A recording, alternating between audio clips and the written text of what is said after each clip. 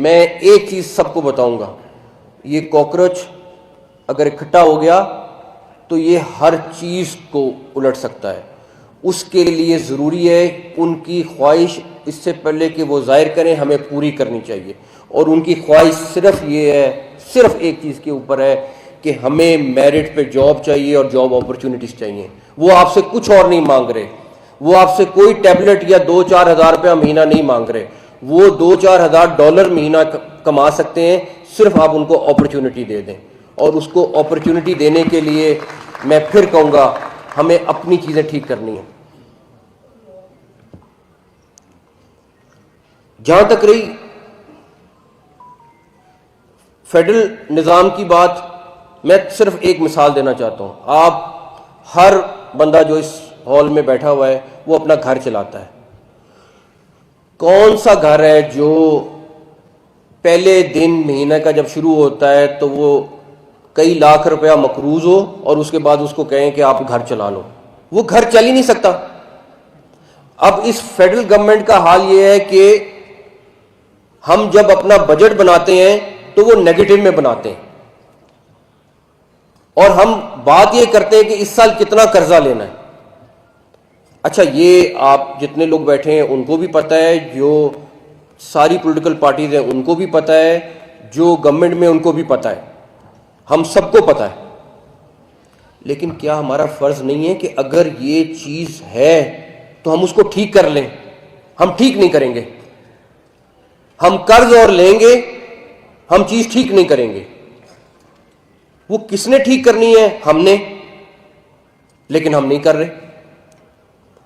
आपका हर साल कर्जा बढ़ता जा रहा है, चाहे उसको जिस तरह मर्जी आप बैलेंस करें। आप 14-14, 16-16 घंटा काम करने वाला वजीर आजम जो मर्जी कर लें, जब तक इस सिस्टम को रीसेट नहीं करेंगे आप, उसके लिए जैसे भून साहब ने बात की कि तमाम पॉलिटिकल पार्टीज को एक कमरे में बैठना पड़ेगा, चाहे वो एक दिन बैठें, चाहे वो एक महीना बैठें, चाहे वो उसको एक साल बैठें। उनको इन नए यूनिट सूबों से लेके अपने मुल्क का एक एक इशू बैठ के सेटल करना पड़ेगा। जब तक ये लोग नहीं करेंगे, जब तक ये इकट्ठे नहीं बैठेंगे और इस चीज़ को तब्दील नहीं करेंगे, ये मुल्क इसी हालत में रहेगा। आप जितने मर्जी सेमिनार कर लें, जितने मर्जी फंक्शंस कर लें, जितनी मर्जी दफ़ा इकट्ठे हो जाए। गौर साहब, आप चीज़ को यूँ लेके जाएंगे, फिर 3 महीने 3 साल बाद फिर वापस नीचे आएगी। आपने देख ली, अपने आंखों से देख ली। आप शहबाज शरीफ साहब के मुतल्लिक के मैंने आंखों से देखा है, वो 12-14 घंटे काम करते हैं। मैं आपको बताऊं, वो 18 घंटे भी कर लें। हम सिर्फ फायर फाइटिंग कर रहे हैं, हम और कुछ नहीं कर रहे। अब ये आप लोगों की हिम्मत है, ये उन तमाम पॉलिटिकल पार्टीज की हिम्मत है कि ये इकट्ठे हों, आप लोग उनके साथ। वरना बिजनेसमैन भी यूं ही नुचड़ता रहेगा। मेरी बात लिख लें, आप 14 ट्रिलियन क्या 28 ट्रिलियन भी देंगे तो आप यूं ही नुचड़ेंगे। जब तक, क्या यहां पे कितने लोग हैं, जितने चैम्बर वाले हैं, कितने लोग हैं जो सियासतदान हैं? आप सियासत में आना अपने आप को गाली समझते हैं? आप में से कोई क्यों नहीं आता सियासत में? क्यों नहीं सियासी निजाम में आए? खुद आप सारे इकट्ठे हो जाएं तो क्या चीज नहीं हो सकती? तो तनवीर साहब, गौर साहब और तमाम लीडरान जो यहां मौजूद हैं, आप लोग फंडिंग करने को तैयार हैं, लेकिन आप लोग इस आवाज को उठाने के लिए तैयार नहीं है कि हमें ये चीज चाहिए। हमें अपने इलाके में इंतजामी यूनिट या सूबा चाहिए, हमें ये फैसिलिटीज चाहिए, हमें ये चीजें चाहिए। हाँ, इलेक्शन से पहले आप सबकी याद सबको आ जाएगी। फिर आप लोग सारी मीटिंग भी करेंगे और जाएंगे और आपको होगा कि अच्छा, अब इस दफ़ा इसने हुकूमत में आना है तो अच्छा इस दफ़ा इसको एक्स नहीं वाई अमाउंट कर दें। आप लोगों को अपने लिए खुद खड़ा होना पड़ेगा, वरना ये सेकंड समिट कर लें, थर्ड कर लें, फोर्थ कर लें, अल्लाह ताला खैरियत रखे, ये इसी तरह चलते रहेंगे, ये इसी तरह सारी चीज़ें होती रहेंगी। तो मैं आप लोगों से ये रिक्वेस्ट करूँगा कि जो बाकी चैम्बर्स ने बातें की, जिनको मैंने सुना, जो बाकी हमारे पैनल वालों ने लोगों ने बातें की, सिर्फ कहना मकसद नहीं होना चाहिए। अगर सवात वाला या चुनियोट वाला उसको अपनी लीडरशिप वहाँ पे मिलेगी, मैं गारंटी करता हूँ 50% लोग आप लोग ही वहाँ के वज़ीर आला या वहाँ के एडमिनिस्ट्रेटर्स होंगे, क्योंकि जो सलाहियत आप में है, आप 10 रुपए को 100 रुपए बनाना जानते हैं, आप 100 को 1000 बनाना जानते हैं। ये सलाहियत जो है ये बिज़नेस कम्युनिटी के अंदर होती है, और बिज़नेस, हुकूमत चलता ही बिज़नेस से है। और एक चीज़ और क्लियर कर लें कि किसी ने ये बात की और मेरा ख्याल है कि ये बहुत क्लियर बात है कि जब तक आप बिजनेसमैन को इस मुल्क में लीडिंग रोल में नहीं लाएंगे, जब तक आप बिजनेसमैन को बिजनेसमैन गाली ना समझें, ये इतने पैसे क्यों कमा रहा है, हमें खुश होना चाहिए कि एक्स ग्रुप है जो हमारे लिए इतना बड़ा ग्रुप है, इतने पैसे कमा, हम कहते नहीं ये तो इतने बिलियन का प्रॉफिट कर गया, ये तो चोर है। हमारा मसला ये है। और क्या किसी दुनिया के किसी जगह पे ये हो रहा है कि हम कोशिश करें कि अपने मुल्क की अपने सूबे की आबादी बढ़ाएं? हमारे यहां हो रहा है, हर सूबा कोशिश कर रहा है आबादी ज़्यादा हो ताकि फेडरल गवर्नमेंट का रिसोर्स ज़्यादा आए हमारे पास ज़्यादा रिसोर्स आएगा, हमारे पास ज़्यादा पैसा आएगा। ये निज़ाम का हिस्सा है, लेकिन हम में से कोई तब्दील नहीं करेगा। हम सारे कह रहे हैं हमारी आबादी 25-30 करोड़ रुपए से आबादी ज़्यादा चली गई है, लेकिन मुझे सिर्फ एक चीज़ बता दें, आप सारे यहाँ बैठे हैं, कौन कोशिश कर रहा है कि आबादी को रोकें? सब कहते हैं ये टाइम बॉम्ब है, लेकिन कोई रोकने की कोशिश नहीं कर रहा, बिकॉज क्योंकि रिसोर्सेज आने। मेरे ख्याल में किसी भावलपुर चैम्बर की प्रेसिडेंट थी या किसी ने कहा कि लोग अपने सूबे के लिए कर रहे हैं, अपने मुल्क के लिए कुछ नहीं कर रहे। हमें ये जो पावर है, ये जो हमें फाइनेंशियल मॉडल है, ये हमें निचले लेवल पे लेके जाना पड़ेगा, चाहे कोई भी लेवल हो। ये पॉलिटिशियंस डिसाइड करें, पॉलिटिकल पार्टीज डिसाइड करें, मिल के डिसाइड करें, यूनानिमसली डिसाइड करें, लेकिन ये आपको नीचे लेके जाना पड़ेगा मॉडल, अदरवाइज इसका हल हमारे पास नहीं है। हम क्यों उस दिन का इंतज़ार कर रहे हैं जिस दिन हम पब्लिक प्रेशर में आके ये करें? हम क्यों नहीं इस चीज़ को भाप रहे कि ये हमारी एक पब्लिक की रिक्वायरमेंट है जिसको पूरा करना ज़रूरी है।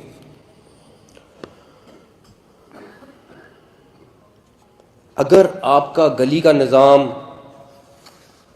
ख़राब है और एक गली 10-10 दफ़ा बनती है, हम उस निज़ाम को क्यों नहीं ठीक कर रहे? हमें पता है गली 10-10 दफ़ा बननी है, लेकिन हमने उस निज़ाम को ठीक नहीं करना है। इस निज़ाम में बहुत अच्छी खूबियाँ हैं, बहुत सारी चीज़ें हैं, हमें उन खूबियों के अलावा उसकी कमियों को पूरा करना है। मैं फिर कहूँगा ये पॉलिटिशियंस आपस में बैठें और डिसाइड करें कि इसमें कहाँ कहाँ फिक्स होने वाली चीज़ है, अपना घर कैसे हमने चलाना है। हम क्यों अपनी भून साहब, फिर मैं उनकी तकरीर को कोट करूँगा क्योंकि बहुत सारी चीज़ें जो मेरा ख्याल है उन्होंने बहुत ज़बरदस्त कही हैं कि क्यों सिर्फ हम अपनी पॉलिटिकल पार्टीज़ की सोच तक रह गए। और इस निज़ाम को रीसेट करने के लिए मैं रिक्वेस्ट करूँगा हर पॉलिटिकल पार्टी से, चाहे वो अपोजिशन की है चाहे वो गवर्नमेंट की है, कि खुदारा इस मुल्क के लिए एक तरफ अगर आपको एक शख्स मेहनत करके इंटरनेशनली इतना ऊपर लेके जा रहा है, खुदारा अपना इंटरनली निज़ाम भी ठीक कर लें, ताकि अगले इलेक्शन से पहले आप उस ट्रैक पे चढ़ जाएं जहाँ से हम तरक्की कर सकते हैं। हम अभी गोल्ड की बात कर रहे थे फवाद साहब, हम हेल्थ, एजुकेशन और जस्टिस सिस्टम की बात कर रहे थे मियाँ साहब, ये सब चीज़ें करते रहेंगे। भारत में 14 सूबे थे जब वो बना, आज 29 हैं। इंडोनेशिया में मेरा ख्याल है 38 हैं सूबे। तो उनको जो मर्जी नाम दे दें। मैं कहता हूँ पॉलिटिशियन जिस तरह चाहें उस तरह कर दें, बट उसके लिए आप लोग इकट्ठे हुए, बिजनेसमैन इकट्ठे हुए, आपकी पीआईए बाहर जा रही थी, किसी बाहर की कंपनी ने ख़रीदना था, आप सब ने इकट्ठे हुए, आपने ख़रीद ली और उसको आज एक सही ट्रैक पे लेके जा रहे हैं। मेरा ये बड़ा यकीन है कि इंशाल्लाह ताला 3 साल बाद ये जंग खड़ी होगी, हम इमेजिन भी नहीं कर सकते। तो अगर आप लोग ये कर सकते हैं तो क्या इस चीज़ को ठीक नहीं कर सकते? आप लोग कर सकते हैं। तो इसलिए आप लोग प्लीज़ इस पे, उसके बाद सबसे बड़ी बात, भून साहब अगर आप लोगों का साथ दे रहे हैं, लॉयर कम्युनिटी साथ है, तो फिर मेरा ख्याल है कि कोई चीज़ ऐसी नहीं जो नामुमकिन हो या पॉसिबल ना हो।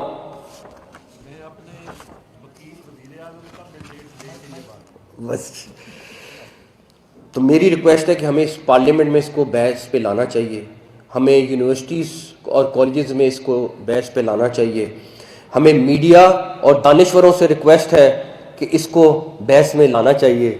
सोहेल बड़ाई साहब भी यहाँ पे बैठे हुए, मैं उनसे भी रिक्वेस्ट करूँगा कि वो इसको और बाकी जो इनके दोस्त हैं वो डिस्कस करें कि इसके प्रोज एंड कॉन्स क्या हैं। अगर पब्लिक चाहती है, सबसे बड़ी बात है आप पाकिस्तान के अवाम की राय लें।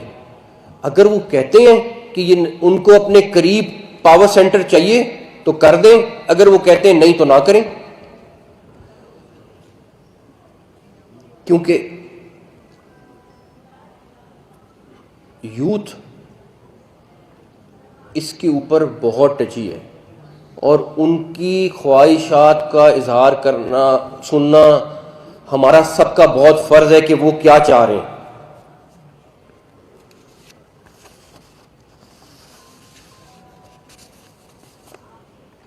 आखिर में मैं सिर्फ आप लोगों से ये वादा कर सकता हूँ कि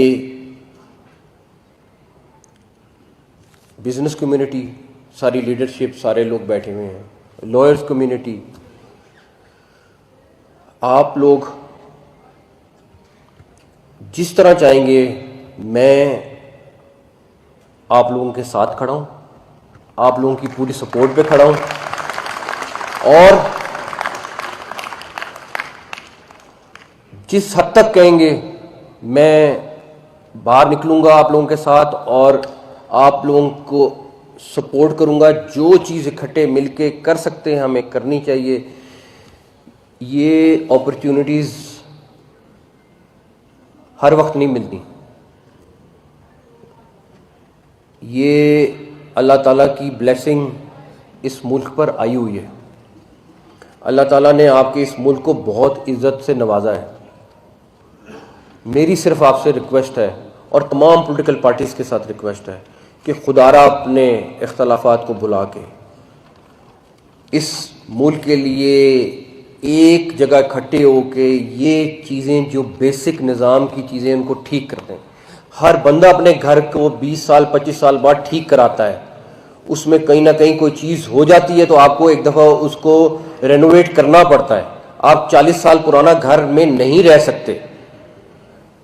तो अल्लाह ताला ने आपको एक ब्लेसिंग दी है, एक बंदा आपके लिए इतनी बड़ी बड़ी अपॉर्चुनिटीज़ लेके आ रहा है, उस ला के इस प्लेट में रख दिए।